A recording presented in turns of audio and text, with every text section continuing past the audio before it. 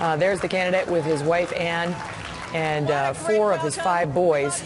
Let's take a listen. Thank you so much. This has been such a terrific night. Congratulations to Rick Santorum. He's fought so hard. We don't even know who's won yet, but here we are.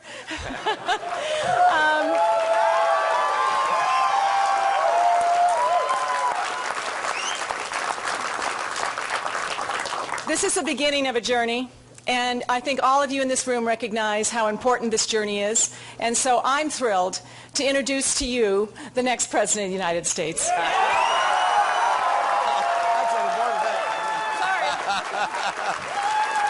I thought she was going to talk for a while. What happened? Yeah, we don't know what the final vote tally is going to be, but congratulations to Rick Santorum. This has been a great victory for him and for his effort. He's worked very hard in Iowa. We also feel it's been a great victory for us here, for Ron Paul as well. Ron Paul's had a great night. This has been terrific. I think it's great that here in the heartland of America that a campaign begins. All 3 of us will be campaigning very hard to make sure that we restore the heart and soul of the entire nation. And thank you, Iowa, for the great send-off you're giving to us and to the others in this campaign. Look, this is a campaign night where America wins. We're going to change the White House and get America back on track.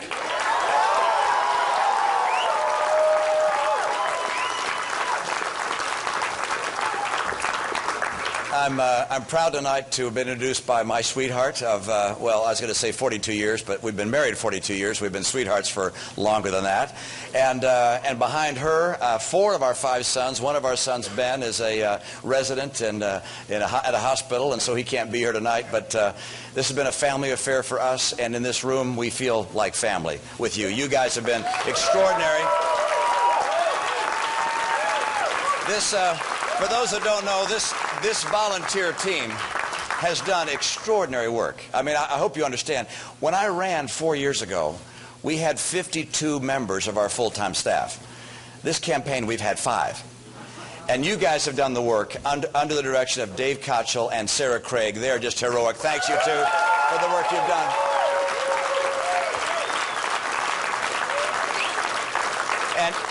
And you are working, and I am working, and we're all working together because of our passion for this country and our concern that it's being led by a president who may be a nice guy, but just is over his head.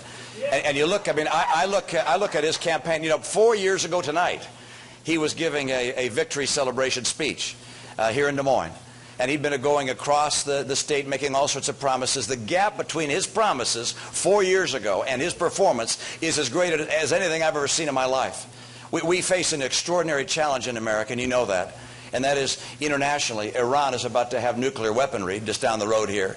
And this president, what's he done in that regard? He said he'd have a policy of engagement. How's that worked out?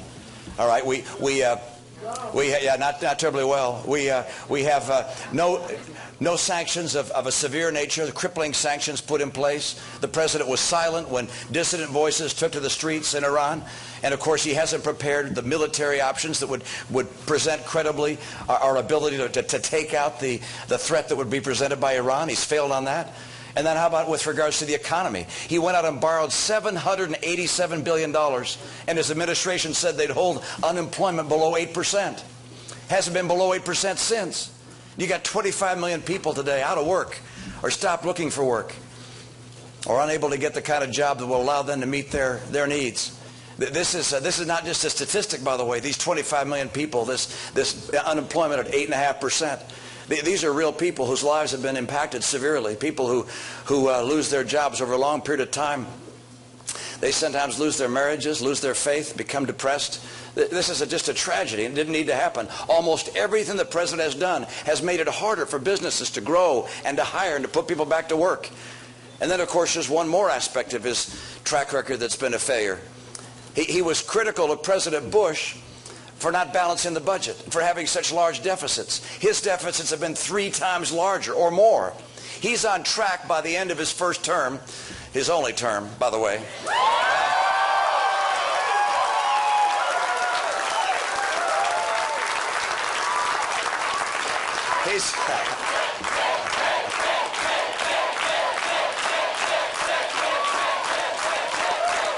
He's on track. He's on track to put almost as much public debt in place as all the prior presidents combined. This has been a failed presidency. And I'm absolutely convinced that if we want to get jobs again in this country, it's going to be helpful to have a person who's had a job in the private sector to create jobs in the private sector. You know, he said 3 years ago, after being inaugurated, he was on the Today Show, and he said, look, if I can't get this economy turned around in 3 years, I'll be looking at a one-term proposition. And we are here to collect. Let me tell you.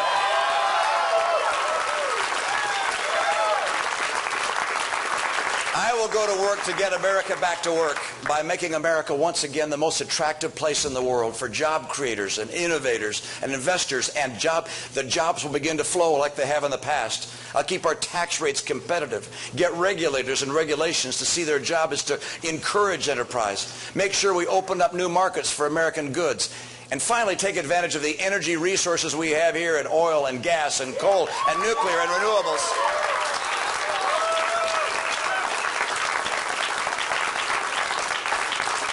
And I'll also do the work of finally getting ourselves to cut our federal spending and capping how much we spend and balancing our budget.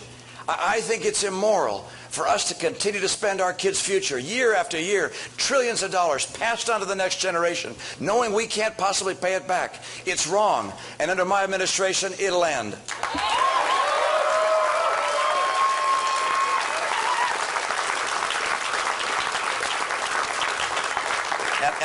And you've heard me say this before. I've been asked, how are you going to cut programs? And I'm going to look at all the programs we have in the federal government, and I'm going to ask with regards to each one of them, is that program so critical that it's worth borrowing money from China to pay for it? And on that basis, we're going to have a lot of programs we get rid of, and number one on the list is Obamacare. That'll be gone.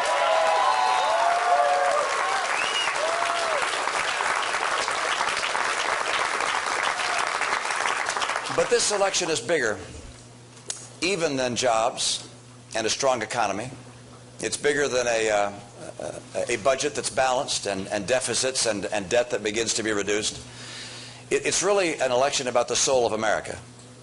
The question is, are we going to continue to hew to the vision of the founders? When they crafted this country and wrote the Declaration of Independence, they said that the Creator had endowed us with certain unalienable rights, among them life, liberty, and the pursuit of happiness. And that phrase, pursuit of happiness, deals with the opportunity associated with this great nation. We are an opportunity land. People came here from all over the world seeking freedom electorally, but also freedom personally, able to choose their own course in life. They came to America. And by virtue of their successes, their passion, their energy, their pioneering, they helped lift the entire nation. They didn't make us poorer by their being successful. They made us as a nation better off.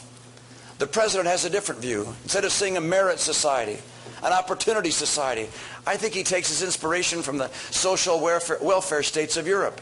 He wants to make us an entitlement society, where government takes from some to give to others. The only people who do well in that setting are the people in the government who do the taking from one to give to the others. The right course for America is to remain a merit society, an opportunity nation.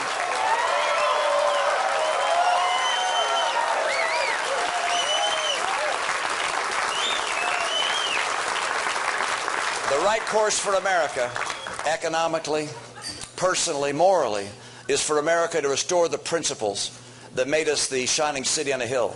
Our conviction that freedom is a gift of God. Our recognition that America as a merit society, where people based upon their education, their hard work, their risk-taking, their dreams, can lift themselves and lift people around them and lift our entire nation. That's what we need to restore in this country. I love this country. I love the hymns of America. America the beautiful, oh beautiful for spacious skies, for amber waves of grain. Corn counts, doesn't it, as an amber wave of grain? Yes. Another favorite verse.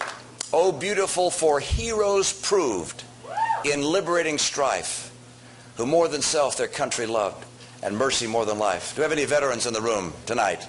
Please raise your hand and be recognized.